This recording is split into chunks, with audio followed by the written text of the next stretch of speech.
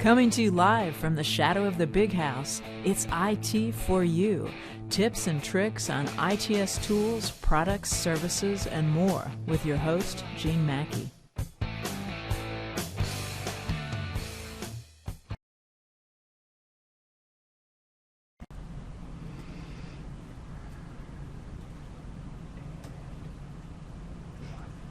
Good morning, everybody, and welcome to IT for You. I'm your host, Gene Mackey.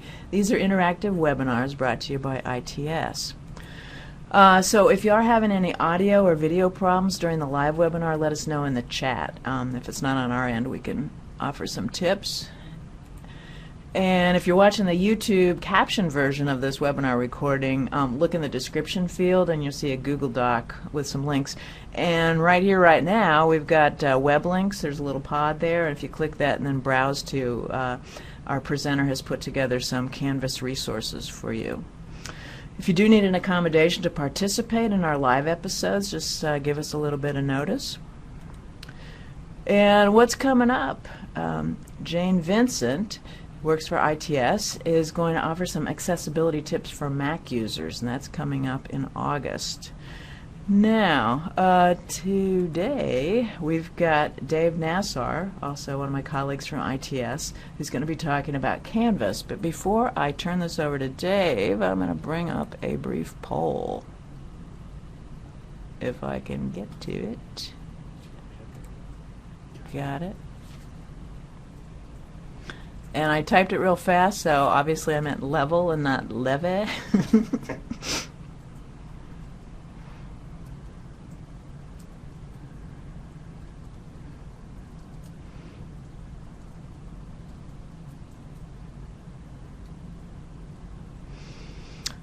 So we got 3 people have used it, 8 people have heard of it, and 5, people are still responding. Cool.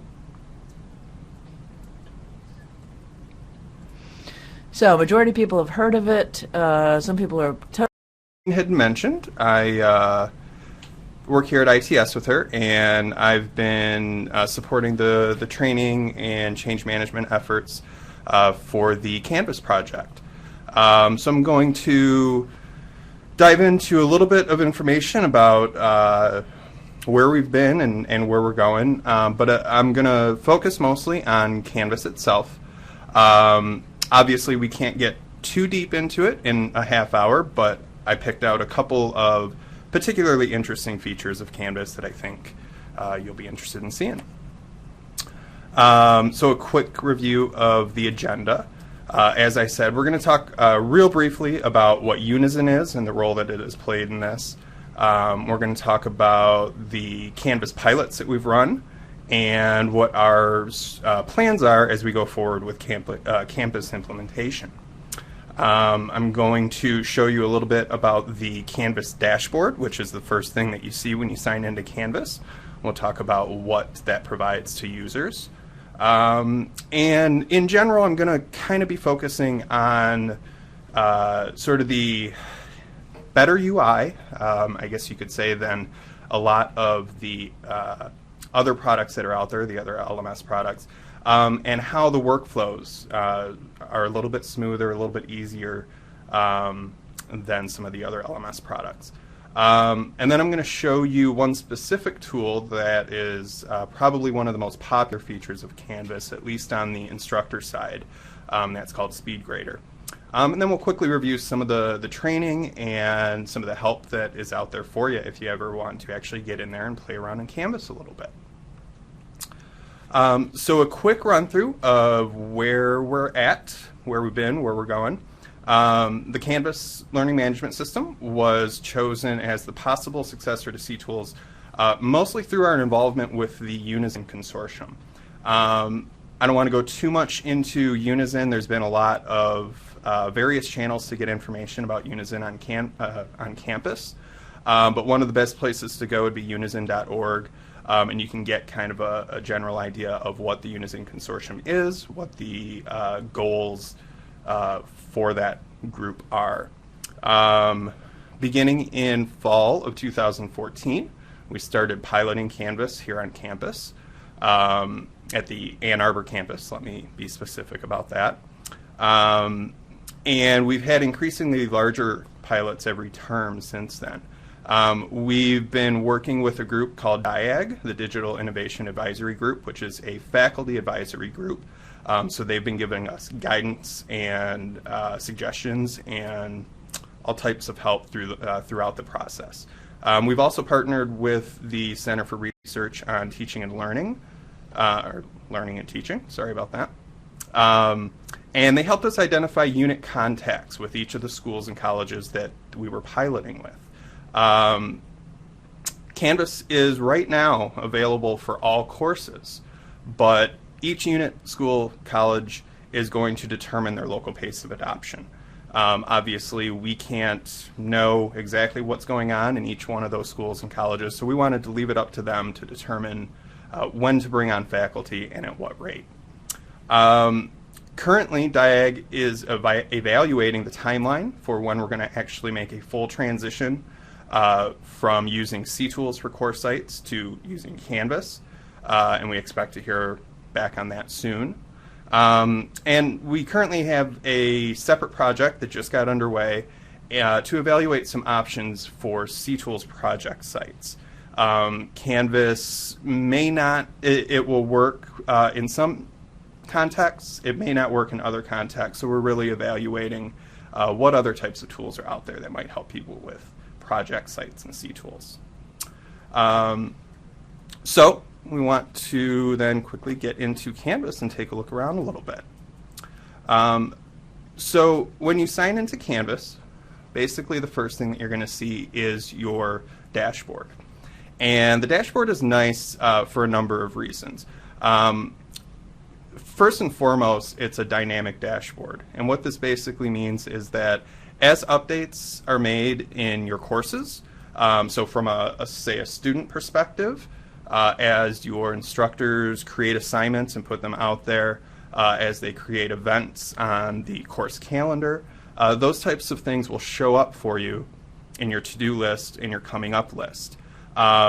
The nice thing, and this sort of gets at this idea of having a more intuitive UI, a more, I guess, graceful workflow in a lot of situations, is you can just click on any one of these and go right to that actual item. You don't need to open the specific course that assignment is for and then go into a certain tool or feature in order to see that assignment.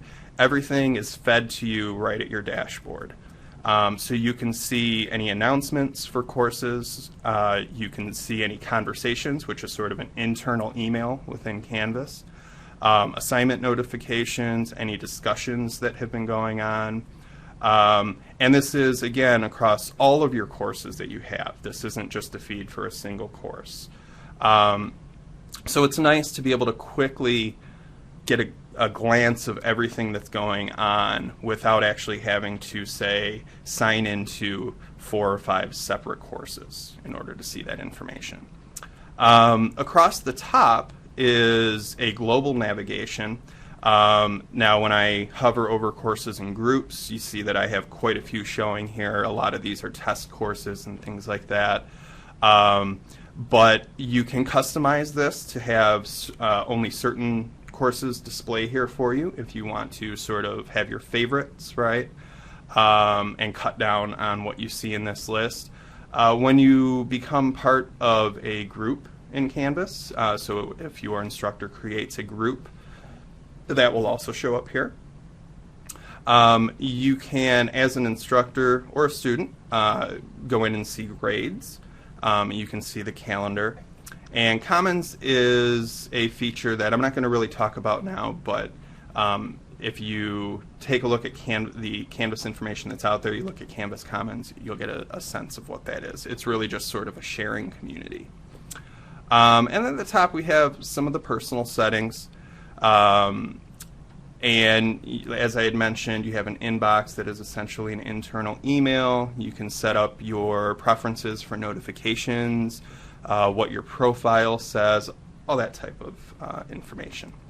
And then anytime you're in Canvas, no matter where you're at, you can always click the help.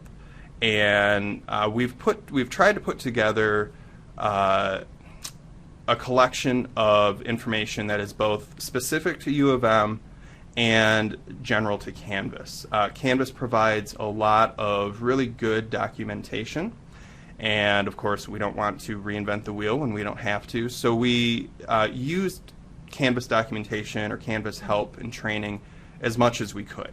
Obviously, U of M, just like any institution that implements something like this, has a certain set of specific needs and considerations.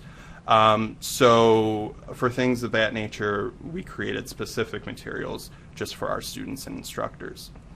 I'll mention too that the view of the dashboard doesn't change a whole lot if you're a student or you're an instructor.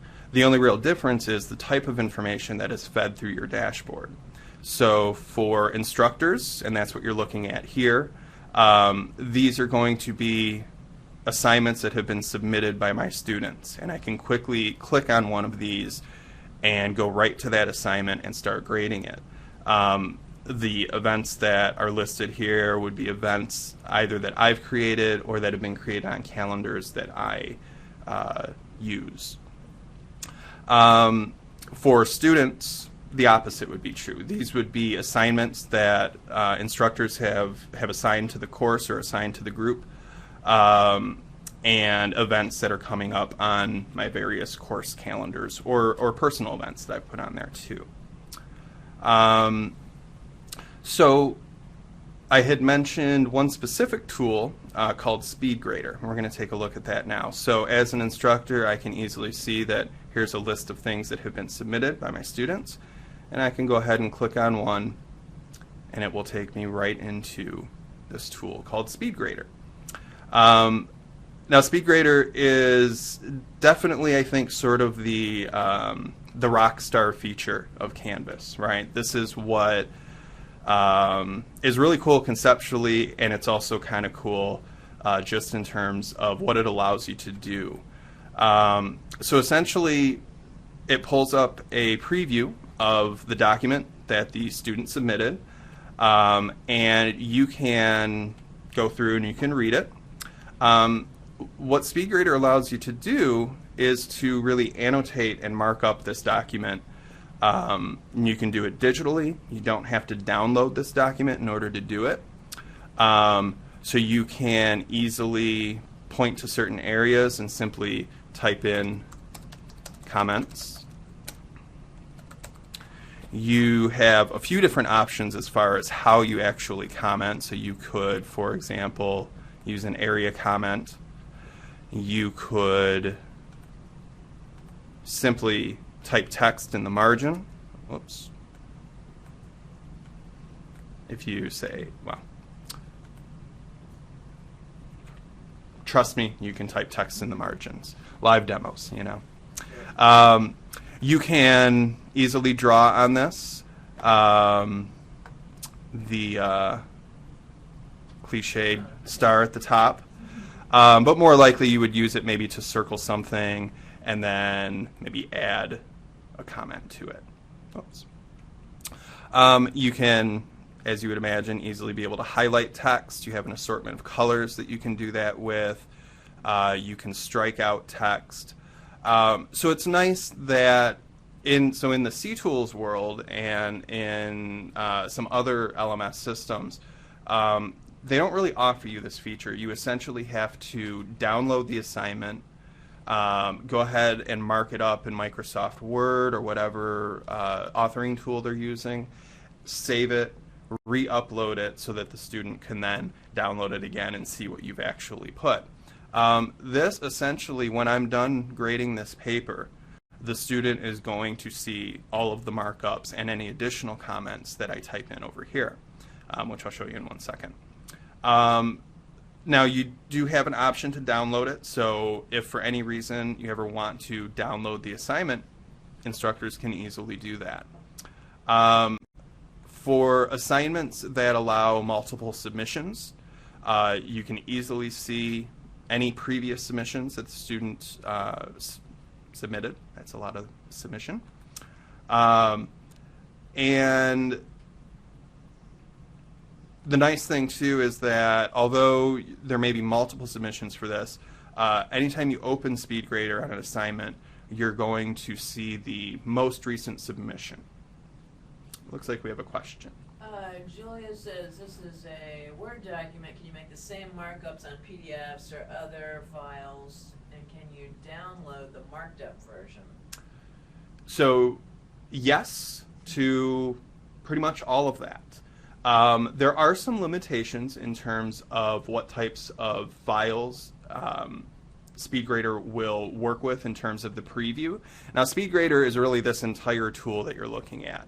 The preview portion of it, as you can see in the corner here, is powered by something called Crocodoc. So Crocodoc will work with Word documents, OpenOffice type Word documents, PDFs. I think that is it in terms of document styles. One of the sort of drawbacks, it doesn't allow you to preview Excel files. It doesn't allow you to preview and mark up PowerPoint files. JPEGs? JPEGs, I'm not quite sure about that. Okay. Oh, it does allow PowerPoint. Okay, I take that back. I apologize. We believe it does allow for PowerPoint. As you can imagine, there's a lot to learn in this system, and some of the finer details get lost or even get changed over time. That's one of the interesting things about Canvas and Instructure, the company that actually runs Canvas. They're on a fairly regular release schedule, so we're getting updates to this fairly often. So things often change, and a lot of times they will take into consideration what people have requested. So, for example, if there is a type of document that you really want to see Crocodoc work with, you might be able to get them to actually work that in. But at the moment, just about any of the standard document types will preview in here. So one of the other great things about this, and I think really where the speed part of SpeedGrader comes in, is the ability to use rubrics. So you can easily set up a rubric and attach that to any assignment that you want. This is really great too if you have graders who are doing your grading for you, GSIs, things like that, to really try and keep the standards of how those grades are based sort of equal across the board. Could you remind us what a rubric is? Sure. So a rubric is essentially a set of standards, if you will, for an assignment. So it essentially sets the level of what is success on this assignment, right? So we have criteria, as you can see in the left hand, the first column. So sort of generic things here. Clearly establishing a thesis, demonstrating evidence, clear and correct grammatically, showing a depth of analysis. This could be any list of criteria. And essentially, you go ahead and you assign where the student has sort of fallen on that spectrum. So the nice thing about rubrics in here, as you can probably tell as I'm floating around, you can easily just click exactly where you want in order to assign a grade, and SpeedGrader will tally it up for you and go ahead and record it. So I can easily, after I've gone through and read this assignment and marked it up with my comments, go through and say, okay, yes, they had a clearly established thesis. They did a pretty good job of demonstrating evidence. The grammar was average. There were, a fair amount of errors, and the analysis was pretty good, right? So you can see that it has tallied up to a total of 12 out of 16 points. I can go ahead and save that, and it go ahead and enters the score in here. You'll notice too that right now this says 12 out of 5. You can set it up so that the rubric actually totals up to a different amount than what the grade is actually worth in the grade book. There, may or may not be a reason why you would want to do that, depending on how you actually set up your grading scheme in your course. But most of the time, you would just set this up so if this was out of 15 points, this would actually say 15. and you can quickly see sort of a summary of where the grade falls for each one of these categories, and students will see essentially this exact information. Julia says, it looked like you could leave comments in any of the criteria on the rubric. Is that correct? That is true. You can simply click and add additional comments. I'm glad that you mentioned that, Julia. Thank you. I think I would have glanced over that if had you not mentioned it. But yes, you can go ahead and you can add comments to any one of the criteria in there. You also, afterwards, have the ability to go ahead and add textual comments to the bottom. Did we have another question come in there? Is that you, Victoria? Just sent a link that has the list of compatible file types. Excellent. Thank you, Victoria. Thank you. As I was saying, in addition to typing comments in the each of the criteria for the rubric, you can go ahead and just type free text comments right in the comments field. Another sort of neat thing, you can easily attach, if you have an additional file that you want to add to this, you can easily do that. One of the really nice things about this too is that you can actually use media comments. So you can go ahead and, if this is going to let me, there we go. So if you give it a second, and here you can see, Nice. I can easily go ahead and just start recording feedback to my students. Now you can imagine this will probably play better in certain circumstances than others. Probably the most obvious would be sort of like a foreign language course or something like that, where the more speaking you can do, the better off you probably are. But some instructors might really love this. Some instructors might be a little freaked out by this. The thing to remember with this, and this is going to go ahead and start playing, so I'm going to go ahead and just close this out for the second. If you go ahead and you save that, it's essentially going to, and what I'll do is, let me quickly do it so you can see it. So we record for a few seconds, blah, blah, blah, and we go ahead and stop. And if I save this, you'll see that it adds it right there to the comments. One of the things to keep in mind is that students also have the ability to then respond to your comments in the exact same fashion. So, keep that in mind. If you don't want your students doing that, then you may want to have a discussion about that, or perhaps don't send them video comments in the first place. But I think it's a neat feature, and there's a lot of possibilities there. The other nice thing too, and it actually works pretty well, is that there is speech-to-text recording in here. So if you don't want to type out all of your comments, you can simply speak them, and most of the time it's going to pick it up pretty accurately. Only one incorrect there, and I think it was because I hit the button right in the middle of a word. But then you can easily go ahead and go in and actually edit it from there. And it works pretty well. This is actually, correct me if I'm wrong, Victoria, does this work in any browser, or is this only a Google, a Chrome? It will work in any browser. It will work in any browser, okay. So again, perhaps not useful for everybody, but I'm sure that some instructors would really enjoy that, and students as well.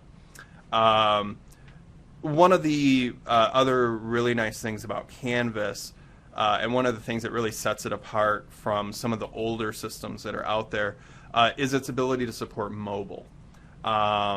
And as you can imagine, students are logging into LMSs on their mobile devices more than ever.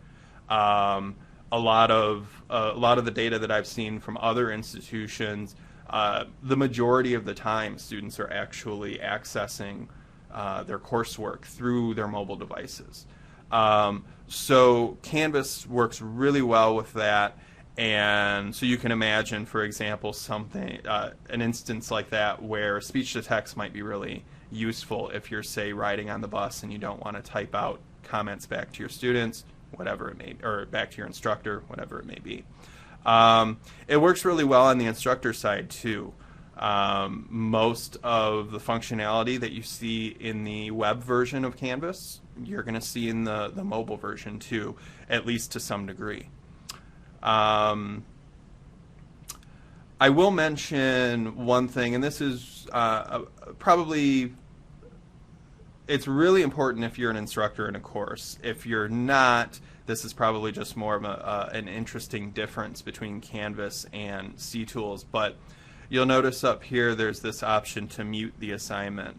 And what this really is, so in CTools, you essentially start off by going in and doing all of your grading, and it's up to you when you're ready to release those grades to your students. So, it's, you know, as you can imagine, a typical situation, you would go through and grade everything and then release all of those grades at once. Well, in Canvas, the default is the exact opposite. Essentially, as soon as I click Next to go to my next student, that grade gets released to them. Which means you're sending out grades one at a time. In order to prevent that, essentially what you do is you go ahead and you mute the assignment. And once you mute the assignment, no grades will go out. You can essentially go through and grade every paper, and grades will not be released until you unmute the assignment. And you've got this option in a couple of different places, not just in SpeedGrader. So you can actually, and best practices in terms of what we've been promoting is at the beginning of the semester when you are creating your assignments, or throughout the semester as you create new assignments, before those even get put out to the students, go ahead and mute it right away. And then you won't forget, you know, until you're 3 or 4 assignments in, as you get into the grading zone. So I think that's about it as far as what I wanted to show you in Canvas.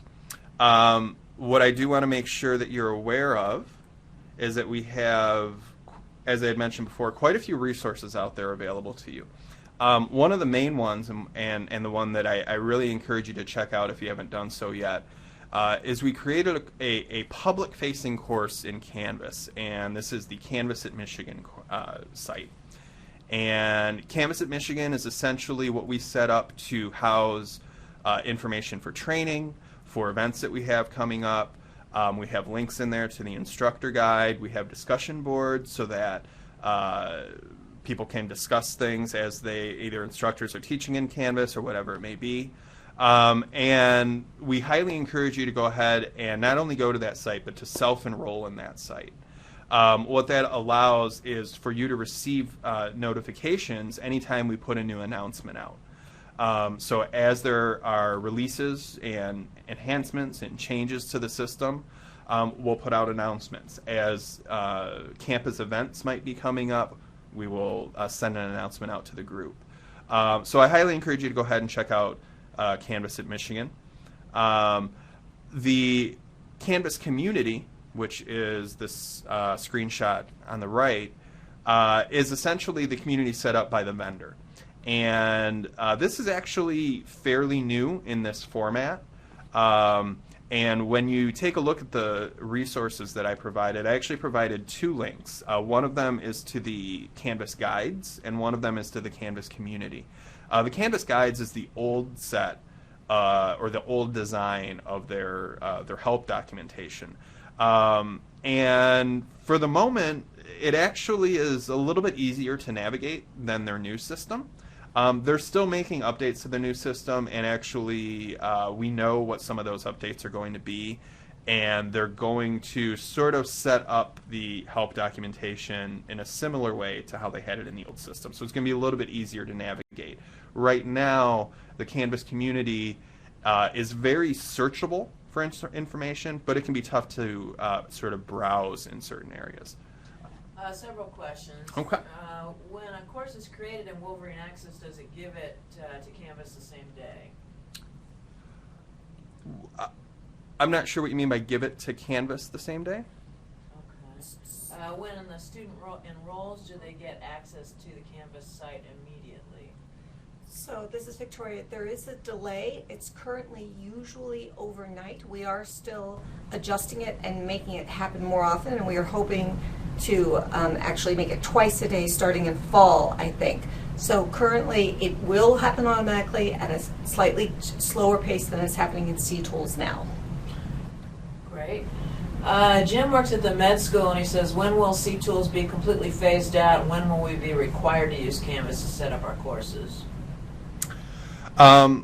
So, two questions there. The first one, in terms of when is C-Tools going to be completely phased out, we don't really have a concrete answer to that yet. As I had mentioned at the beginning of the presentation, one of the gaps that we're still looking to fill is how to account for C-Tools project sites and what are some of the options that we have. So certainly until we can figure out some answers to that question, some viable answers, C-Tools is going to stick around. Now, we still don't have a concrete date for when C-Tools courses are going to no longer be available. But we know that Canvas courses are ready to go now. Nobody is being forced into it. Essentially, the pace of adoption is going to be set at the local level, so whatever your school, unit, or college is, they are going to set the pace of adoption there. We're not going to mandate it for anybody at this point. So I know that's not a perfect answer. That doesn't really give you exactly what you were looking for. I know you wanted, concrete dates. Unfortunately, we just don't have that yet. There are still some questions that we need to address. And Kathy says, if you forget to mute the assignment and say you grade the assignment for 2 students, can you then mute the assignment and take back the accidental grade release to those 2 students? No. Victoria has something to add. Yeah, I just wanted to add a little bit more about the question about a transition from C-Tools to Canvas. Dave was correct in saying we don't have an exact timeline for any shutting off of C-Tools or sort of when Canvas is the only thing that's available for courses. And one of the reasons for that is we're waiting to hear from our DIAG faculty group. We in ITS aren't going to set those timelines by ourselves, and we are expecting to hear from them this summer, so that we should have more information by the fall for sure. Great. No other questions? Any other at the questions? moment? Okay. So I had mentioned the Canvas community. Again, I highly encourage you to go out there and check that out. One of the neat things, I think, with the Canvas community and with Canvas in general is you can go there and you can actually suggest improvements to their product. And when you do, they will actually, once, I can't remember what the actual timeline is for them, but essentially they will collect all of the suggestions that are made over a short period of time, and the ones that they think are sort of doable, they will put them out there and allow people to vote on them. So you can actually go in and you can look at what features have been suggested by people who are using Canvas, and if you think it's a good one and you think it's something that Canvas should do, you can go ahead and you can vote on it. And Canvas then uses that information to determine where to put their resources in terms of continuing to develop this product.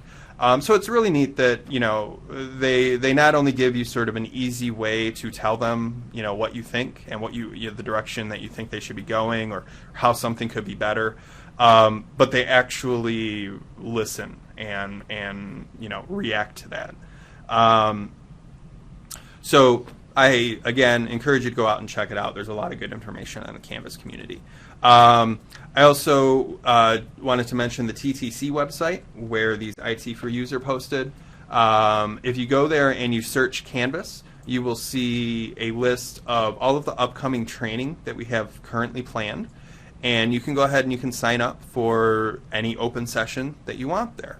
We're offering a variety of courses right now, and so depending on sort of what your role is, how deep you want to get in, you can sort of pick and choose what type of training you want to attend. Actually, let me just say, Sure. IT for You is not posted. Oh, on IT our for- site. I'm sorry. It's someplace else. I apologize for that. We'll show in just a minute. Okay. But nonetheless, TTC website, which is also where you go to sign up for enriching scholarship courses when that's going on. So again, a link has been provided for you to go ahead and do that. And then this is just a quick snapshot of essentially what the I've put in the resources area for you. You've got a link to the campus at Michigan. You've got a link to the different vendor resources. If you want to see who the unit contacts are for each of the individual schools and colleges on campus, we've got a link for you there. The ITS Service Center is available for everybody, students and faculty and support staff. So you can call them or email them if you have any problems while you're working in Canvas or if you have questions. We also have Canvas vendor support for instructors and their support staff. Students, it's not for students. Students are directed to call for help, the ITS Service Center. But we have contracted for at least the time being with Canvas to offer 24/7 support 365 days a year for instructors and staff. Generally speaking, if the issue you're having or the question you have is sort of a question that is in the U of M context, right? Something that is really around something specifically for U of M, it's probably best to call the ITS Service Center. But if it's very much a Canvas type question, it's something that is very platform centric, the Canvas support is really good for that too. But again, that's only for instructors and their support staff. That's not for students. And perhaps most importantly, at the very bottom there, you will see the login for the Ann Arbor instance of Canvas. So if you want to check it out, that's where you would go.